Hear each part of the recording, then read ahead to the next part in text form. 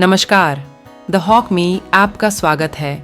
आज हम आपको ले चलेंगे जम्मू कश्मीर के राजौरी के सीमावर्ती इलाकों में, जहां महिलाओं की जिंदगी में एक नई रोशनी फैल रही है। यहां की महिलाएं NRLM उम्मीद योजना के जरिए आत्मनिर्भर बन रही हैं। मशरूम की खेती, रेशम कीट पालन और डेयरी यूनिट से लेकर स्ट्रॉबेरी की खेती तक इन व्यवसायों ने उन्हें एक नई पहचान और आर्थिक स्वतंत्रता दी है। पहले इन इलाकों में गोलाबारी आम थी, जिससे जीवन अस्त व्यस्त था, लेकिन अब युद्ध विराम के बाद यहाँ की महिलाएं न केवल खुद के लिए बल्कि अपने परिवारों के लिए भी आय के नए स्रोत बना रही हैं।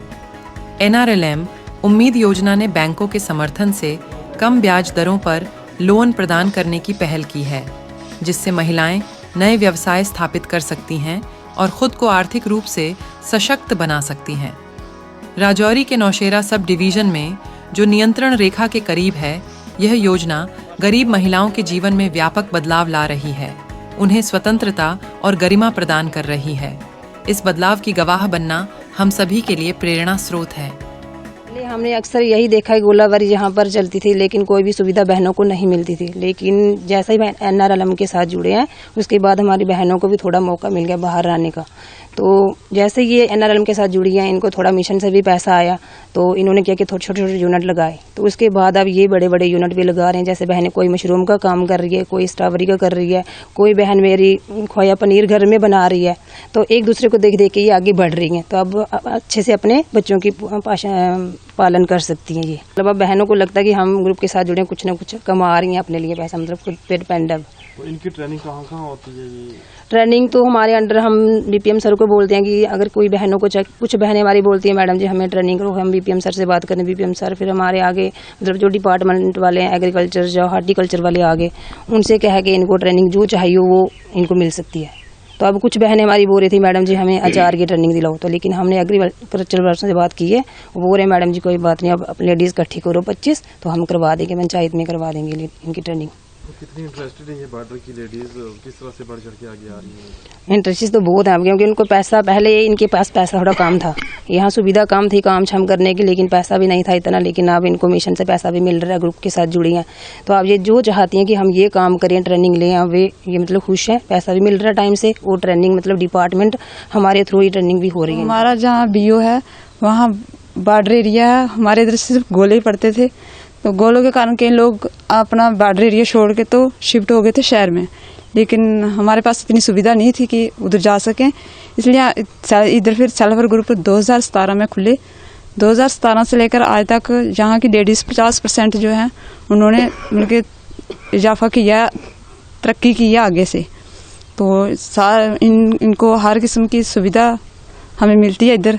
पहले कोई काम ही नहीं मिल रहा था, यही मक्की तो कनकी काटते थे बस, बाकी कोई काम नहीं कर सकते थे, ना ही तो हमें बाहर जाने देते थे कहीं। NRLM के साथ जुड़े हैं तो हमें बाहर जाने का मौका भी मिल रहा है। क्या करना है, जो मर्जी बोलो, जहाँ जिस डिपार्टमेंट को बोलो वही हमें ट्रेनिंग देने आ जाता है आसानी से। घर पे ट्रेनिंग होती है? हाँ, घर पे नहीं, एक जगह इकट्ठा करते हैं BO में, जहाँ CLF में, जहाँ लेडीज हाँ इकट्ठी होती हैं। तो अभी मशीन मिली है हमें CLF से मिली है हमें डिस्पोजल बनाने की, वो भी हम इधर अपना यूनिट खोलने लगे हैं। हाँ, तो इन भैया ने तो चक्की पीसने वाली जो है मशीन वो भी रखी हुई है। स्ट्रॉबेरी का भी काम खोला हुआ है, तो मशरूम का भी खोला हुआ है। तो खुश है आज यहाँ की लेडीज? हाँ, बहुत, ये काम मिले तो खुश कौन नहीं होता। हमारे नरेंद्र मोदी जी J&K स्टेट के लिए इतना कुछ कर रहे हैं, बॉर्डर एरिया के लिए इतना कुछ कर रहे हैं कि हम इनका बहुत ज़्यादा शुक्रगुजार हैं इनके लिए।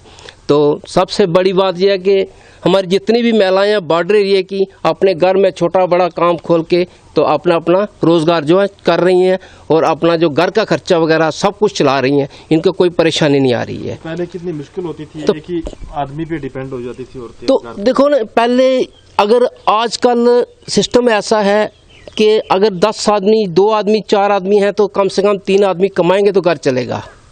तो पहले एक आदमी था, घर वाला ही कमाएगा, चाहे वो मजदूरी करेगा या कुछ भी करेगा, उससे घर नहीं चलता था। चलता तो था लेकिन इतना मतलब खुशहाली से नहीं चलता था।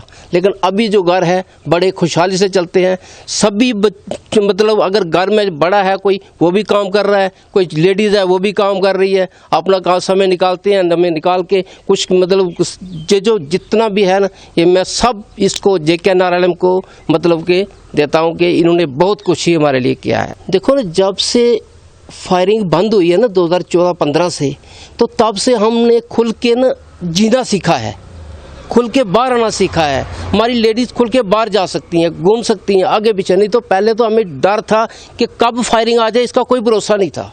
खाना खा रहे होते हैं, खाना खाते समय ही फायर शुरू हो जाता था। तो अपनी तो सेफ्टी, जान तो हर एक आदमी को प्यारी होती है, तो हम अपनी सेफ्टी करने के बारे में सोचते थे कि छुपना कहाँ है। तो अब हमें इस चीज़ का डर नहीं रहा है, खुलेआम घूमते हैं, खुलेआम चलते हैं। कोई भी काम है, हर एक काम ज़मीन में करो, खुला करो, कोई परेशानी नहीं आ रही है हमें। अगर आपको हमारी यह वीडियो पसंद आई हो तो लाइक करें, शेयर करें और हमारे चैनल को सब्सक्राइब करना ना भूलें। धन्यवाद।